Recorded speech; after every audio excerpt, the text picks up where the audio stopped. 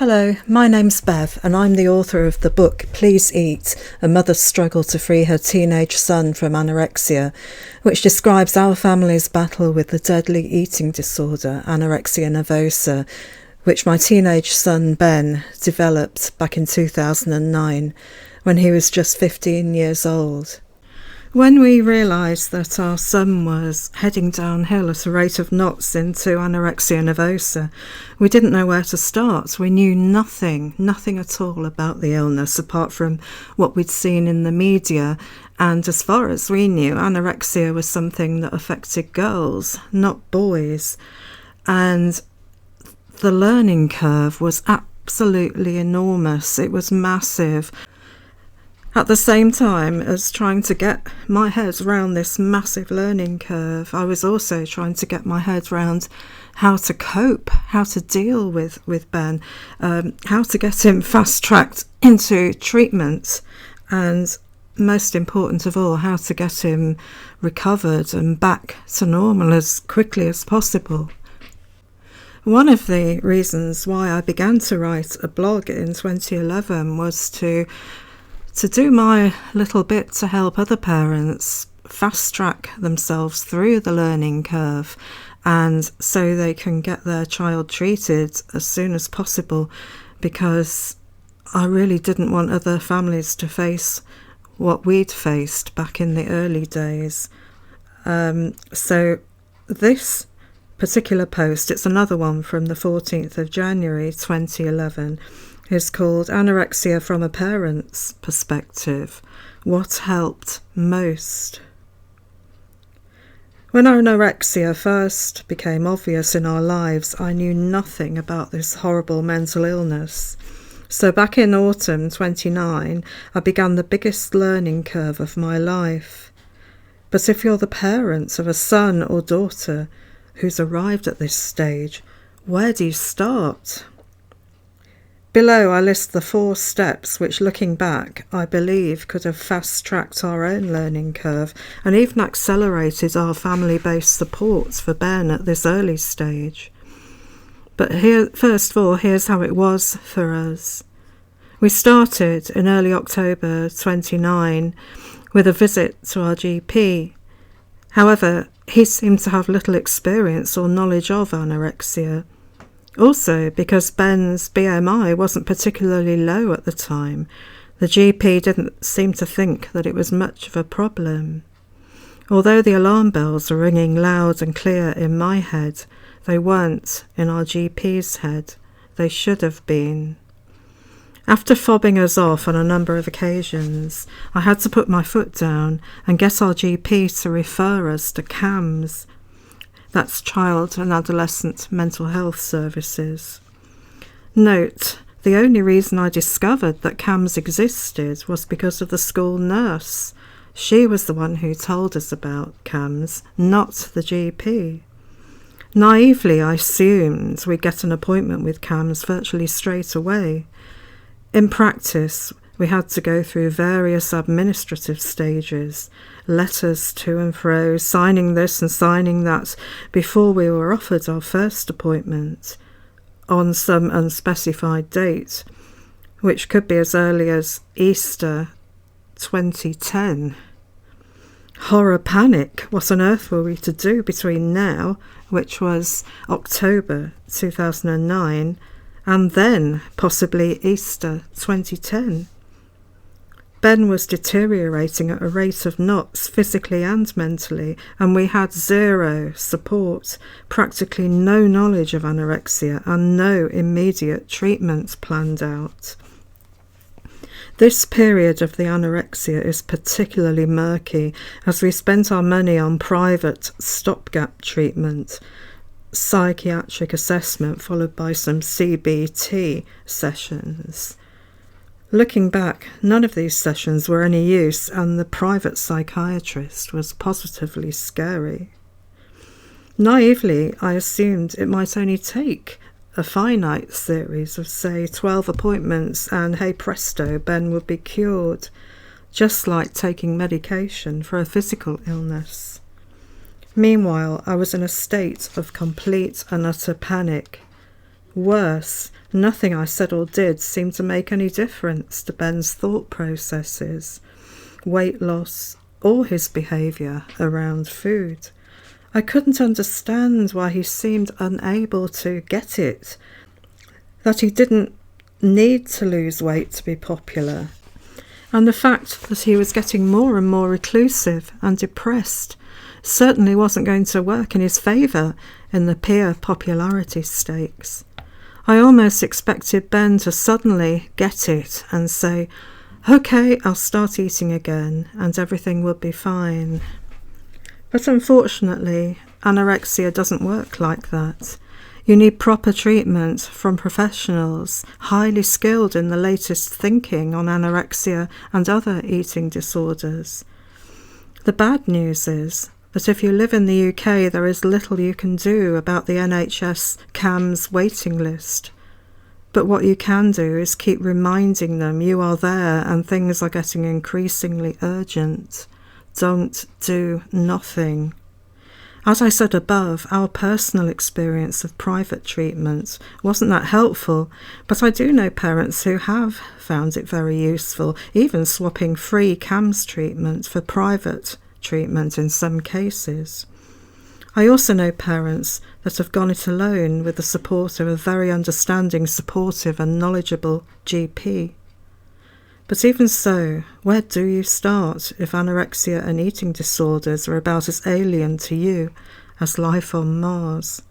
Is there a way to fast-track yourself through the learning curve? Sorry, but as a parent, you have no choice but to go through this learning curve. So, okay, here's my advice. Number 1, first see your GP and don't let them fob you off with weeks of go away, eat more and come back next week.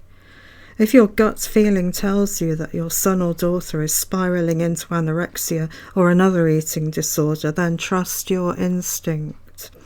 If in doubt and you need good, sound, speedy advice on what to do next, post up a message on the excellent Around the Dinner Table forum, and you'll find a link to this below in my blog.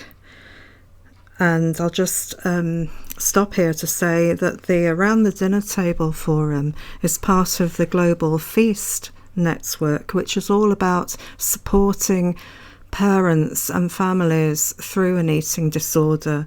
It's an amazing forum where you meet other parents across the world going through the same things as you, and to us it was an absolute godsend, and really and truly I would say it probably helped to save my son Ben's life. And I'll be talking more about the Around the Dinner Table forum in another post, but I will be now placing a link below in this blog to the forum.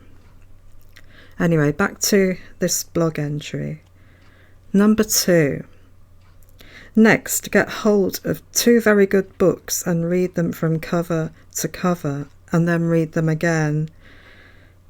Skills-based learning for caring for a loved one with an eating disorder, the new Maudsley method, is by Janet Treasure and others, one of the most respected eating disorder experts in the UK. Help Your Teenager Beat an Eating Disorder is by James Locke and Daniel LaGrange, 2 leading US experts on anorexia and other eating disorders. As a starting point, from our experience, these are probably the only books you will need and are recommended by many parents of teenagers with anorexia and other eating disorders. I'll just butt in here again to say that I'll put links to those books below. Obviously, this blog was written in 2011, which is 11 years ago, and there might be other books now which bring eating disorder treatment even more up to date, but these are the 2 books that really helped me and I know have helped other parents. And I've personally met Janet Treasure and James Locke and heard them speak, and they are amazing. What they know about eating disorders is incredible. So Anyway, let's carry on with this list of things that helped. Number 3, join Feast and their online forum around the dinner table. Again, I mentioned this in point 1. And butting in again here, I always recommend around the dinner table to parents whenever they contact me, because it was a lifesaver for us. So back to the blog here. Both of these, the Feast and their online forum around the dinner table, have been a lifeline in our family's battle with anorexia. Through the forum, I've met some incredibly supportive parents across the world. We even keep in touch on Facebook, and I've met up with a number of UK-based parents. Just talking to someone else who is going through the same or similar experience as you is incredibly empowering.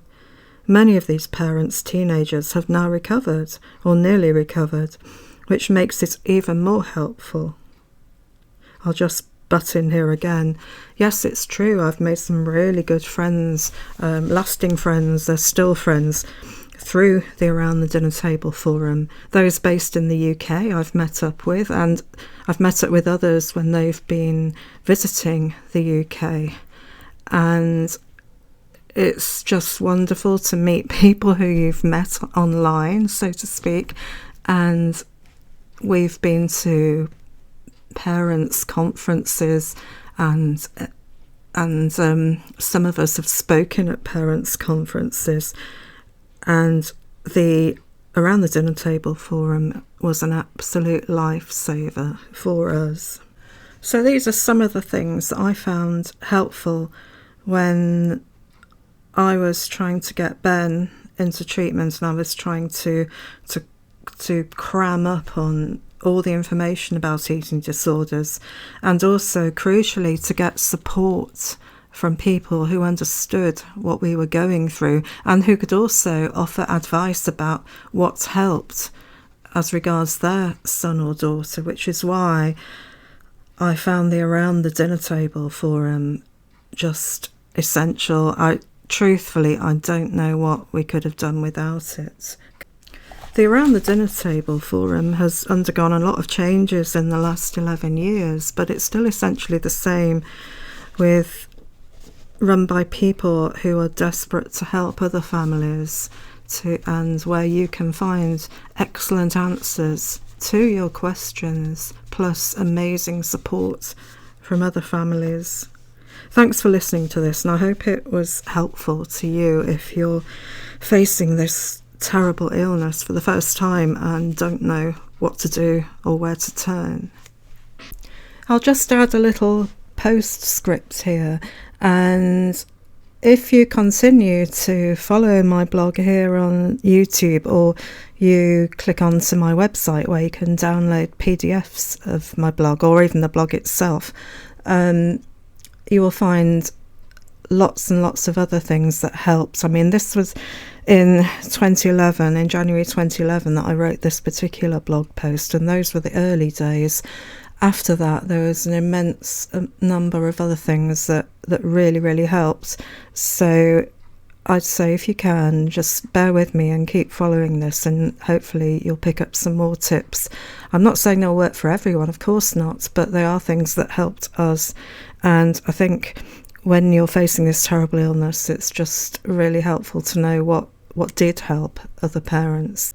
You'll find a link below to my blog, and you'll also find a link to my website where you can download free PDFs of my blog, and also a link to Amazon where you can buy a copy of my book.